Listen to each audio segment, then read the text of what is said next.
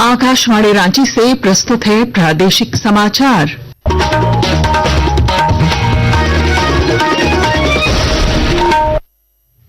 नमस्कार, प्रादेशिक समाचारों के साथ मैं पूनम केरकेट्टा। पहले मुख्य समाचार। ऑपरेशन सिंदूर की सफलता पर आज रांची में निकाली गई तिरंगा यात्रा। रक्षा राज्य मंत्री संजय सेठ समेत कई भाजपा नेता हुए शामिल। आतंकवाद के खिलाफ दिखाई एकजुटता। कांग्रेस ने भाजपा पर ऑपरेशन सिंदूर का राजनीतिकरण करने का लगाया आरोप। रक्षा राज्य मंत्री ने किया पलटवार, कहा विपक्ष को जनता पर भी भरोसा नहीं। न्यायमूर्ति भूषण रामकृष्ण गवई बने भारत के 52वें मुख्य न्यायाधीश। राष्ट्रपति द्रौपदी मुर्मू ने एक विशेष समारोह में दिलाई शपथ। पश्चिमी सिंहभूम में भीषण सड़क हादसे में 3 लोगों की मौत। हजारीबाग में पुल से नीचे गिरा 4 पहिया वाहन, 2 की गई जान। और खेलो इंडिया यूथ गेम्स में 6 स्वर्ण और 5 रजत पदक के साथ झारखंड तालिका में 13वें स्थान पर। बालक फुटबॉल टीम की आज ओडिशा के साथ खिताबी भिड़ंत। और अब समाचार विस्तार से। ऑपरेशन सिंदूर की सफलता पर 11 दिनों का राष्ट्रव्यापी संपर्क अभियान शुरू किया गया है। इस कड़ी में आज रांची में तिरंगा यात्रा निकाली गई। कार्यक्रम में रक्षा राज्य मंत्री संजय सेठ समेत भाजपा के कई नेता और कार्यकर्ता शामिल हुए। तिरंगा यात्रा जिला स्कूल के शहीद मैदान से शुरू हुई और लालपुर स्थित भगवान बिरसा मुंडा के समाधि स्थल तक गई। इस दौरान आतंकवाद के खिलाफ एकजुटता का प्रदर्शन किया गया। मौके पर स्थानीय विधायक सीपी सिंह ने कहा कि भाजपा देश और सैनिकों के सम्मान के लिए तत्पर है। आज मैं जिला स्कूल शहीद मैदान से और यहाँ भगवान बिरसा मुंडा की समाधि तक एक विशाल तिरंगा यात्रा के माध्यम से यह संदेश देना का काम किया है। भारतीय जनता पार्टी एक राष्ट्रवादी पार्टी है और भारतीय जनता पार्टी के नेता और कार्यकर्ता सेना के साथ सदैव तत्पर है। विपक्ष ने भाजपा पर तिरंगा यात्रा के बहाने ऑपरेशन सिंदूर प्रकरण का राजनीतिकरण करने का आरोप लगाया है।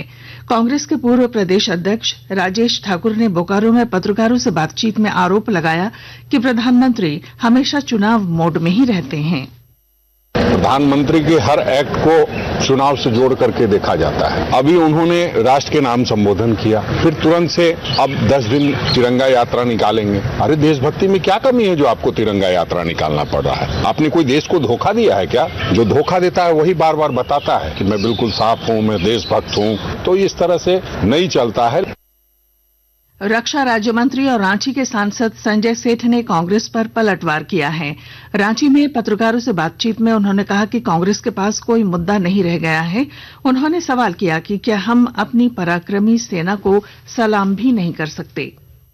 विपक्ष के पास तो कुछ है नहीं। ऐसा विपक्ष जिनके राजकुमार जब विदेश जाते हैं तो भारत के खिलाफ बोलते हैं। न उनको न्यायालय पे विश्वास, न चुनाव आयोग पे विश्वास, न ईवीएम पे विश्वास, न ईडी, सीबीआई, इनकम टैक्स पे विश्वास, न जनता पे विश्वास। उन्होंने सर्जिकल स्ट्राइक पे भी क्वेश्चन मार्क कर दिया था। इस ऑपरेशन पे भी बहुत कुछ बोलने लगे थे। अरे देश की जनता ऐसे पराक्रमी जो हमारे फौज है, क्या उसको सैल्यूट नहीं करेगी? न्यायमूर्ति भूषण रामकृष्ण गवई ने आज भारत के 52वें मुख्य न्यायाधीश के रूप में शपथ ली। राष्ट्रपति द्रौपदी मुर्मू ने आज सुबह राष्ट्रपति भवन में एक विशेष समारोह में न्यायमूर्ति गवई को पद की शपथ दिलाई।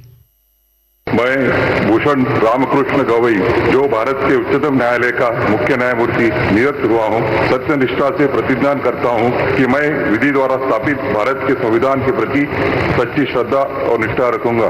मैं भारत की प्रभुता और अखंडता अक्षुण्य रखूंगा। न्यायमूर्ति BR गवई ने न्यायमूर्ति संजीव खन्ना का स्थान लिया है, जिनका कल कार्यकाल समाप्त हुआ। राष्ट्रपति द्रौपदी मुर्मू ने डॉक्टर अजय कुमार को संघ लोक सेवा आयोग के अध्यक्ष पद पर नियुक्त किया है। कार्मिक एवं प्रशिक्षण विभाग द्वारा जारी आदेश के अनुसार डॉक्टर कुमार का कार्यकाल उस दिन शुरू होगा जब वह आयोग के अध्यक्ष के रूप में पद ग्रहण करेंगे। डॉक्टर कुमार एक सेवानिवृत्त भारतीय प्रशासनिक सेवा अधिकारी हैं, जो केरल कैडर के 1985 बैच के हैं। उन्होंने पूर्व में अगस्त 2019 से अक्टूबर 2022 तक रक्षा सचिव के रूप में भी कार्य किया था। आकाशवाणी के ताजा तरीन समाचारों के लिए आप हमारी वेबसाइट news.on.air.gov.in पर लॉग ऑन कर सकते हैं। ताजा समाचार X handle @AIR news alerts और Facebook page All India Radio news पर भी उपलब्ध है। आप प्रादेशिक समाचार एकांश के एक्स हैंडल @AIR news_रांची और Facebook page Akashvani news Ranchi, Instagram page तथा YouTube channel AIR news Ranchi पर भी हमारे बुलेटिन सुन सकते हैं।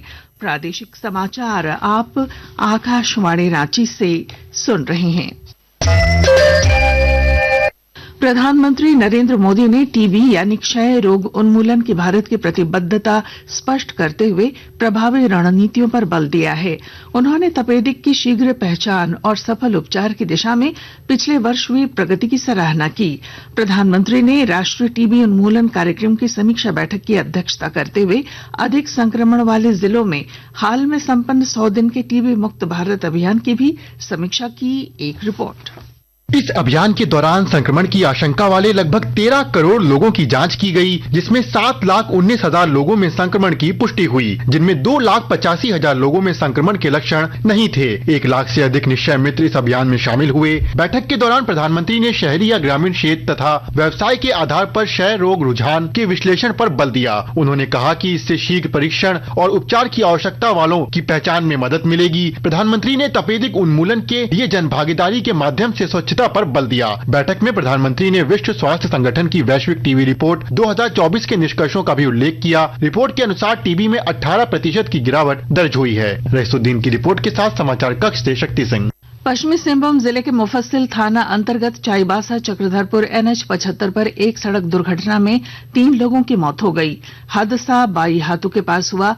प्रत्यक्षदर्शियों के अनुसार सड़क पर खड़े एक ट्रक पर यात्री से भरी गाड़ी ने पीछे से टक्कर मार दी। उधर हजारीबाग के बरही थाना क्षेत्र अंतर्गत जवाहर पुल से एक 4 पहिया वाहन नीचे गिर गया। वाहन में 4 लोग सवार थे, जिनमें 2 लोगों की मौत हो गई। घरेलू शेयर बाजार सूचकांक सेंसेक्स और निफ्टी आज दोपहर लगभग आधे % की बढ़त के साथ कारोबार कर रहे थे। अंतिम समाचार मिलने तक सेंसेक्स 351 अंक बढ़कर 81,499 और नेशनल स्टॉक एक्सचेंज का निफ्टी 131 अंक चढ़कर 24,709 पर पहुंच गया। इधर सराफा बाजार में आज रांची में 22 कैरेट सोने का भाव 87,600 रुपए प्रति 10 ग्राम है, जबकि चांदी की कीमत 1,03,000 रुपए प्रति किलो है। दुमका का विश्व प्रसिद्ध श्रावणी मेला महोत्सव 11 जुलाई से शुरू हो रहा है। इसकी प्रशासनिक तैयारियां शुरू कर दी गई हैं और जानकारी के साथ हमारे संवाददाता। दुमका का विश्व प्रसिद्ध श्रावणी मेला महोत्सव 11 जुलाई से आरंभ हो रहा है। मेले में आने वाले सभी भक्तों को सेवा, सुविधा और सुरक्षा मुहैया कराने के लिए प्रशासनिक तैयारी शुरू कर दी गई है। उपायुक्त ए दोड्डे ने मेले की तैयारी को लेकर दूसरी बार बैठक की है। पेयजल एवं स्वच्छता, विद्युत, भवन निर्माण, सूचना एवं जनसंपर्क, स्वास्थ्य आदि सभी विभाग तैयारी में पूरी तरह जुट गए हैं। सावन में भक्तों की होने वाली भीड़ को ध्यान में रखते हुए इस वर्ष में अर्घा के माध्यम से जल अर्पण की व्यवस्था रहेगी। RK नीरद, आकाशवाणी समाचार, दुमका। मौसम विज्ञान केंद्र रांची ने कल दोपहर बाद राज्य के पूर्वी और मध्यवर्ती क्षेत्रों में मौसम में बदलाव की संभावना व्यक्त की है। इस दौरान कहीं कहीं गर्जन, हल्की से मध्यम बारिश और तेज हवाएं चल सकती हैं। बिहार में खेलो इंडिया यूथ गेम्स का समापन कल होगा। 4 मई से शुरू हुए इन खेलों का आज 11वां दिन है। एथलेटिक्स, मुक्केबाजी, जिम्नास्टिक, तलवारबाजी और कुश्ती सहित विभिन्न खेलों में 45 स्वर्ण पदक दांव पर हैं। झारखंड 6 स्वर्ण और 5 रजत के साथ 16 पदकों के साथ तालिका में 13वें स्थान पर है। और अब अंत में मुख्य समाचार। ऑपरेशन सिंदूर की सफलता पर आज रांची में निकाली गई तिरंगा यात्रा। रक्षा राज्य मंत्री संजय सेठ समेत कई भाजपा नेता हुए शामिल। आतंकवाद के खिलाफ दिखाई एकजुटता। कांग्रेस ने भाजपा पर ऑपरेशन सिंदूर का राजनीतिकरण करने का लगाया आरोप। रक्षा राज्य मंत्री ने किया पलटवार, कहा विपक्ष को जनता पर भी भरोसा नहीं। न्यायमूर्ति भूषण रामकृष्ण गवई बने भारत के 52वें मुख्य न्यायाधीश। राष्ट्रपति द्रौपदी मुर्मू ने एक विशेष समारोह में दिलाई शपथ। पश्चिमी सिंहभूम में भीषण सड़क हादसे में 3 लोगों की मौत। हजारीबाग में पुल से नीचे गिरा 4 पहिया वाहन, 2 की गई जान। और खेलो इंडिया यूथ गेम्स में 6 स्वर्ण और 5 रजत पदक के साथ झारखंड तालिका में 13वें स्थान पर। बालक फुटबॉल टीम की आज ओडिशा के साथ खिताबी भिड़ंत। और इसके साथ ही आकाशवाणी रांची से प्रादेशिक समाचार का ये बुलेटिन समाप्त हुआ। अगला प्रादेशिक समाचार बुलेटिन दोपहर 2:55 पर प्रसारित किया जाएगा। नमस्कार।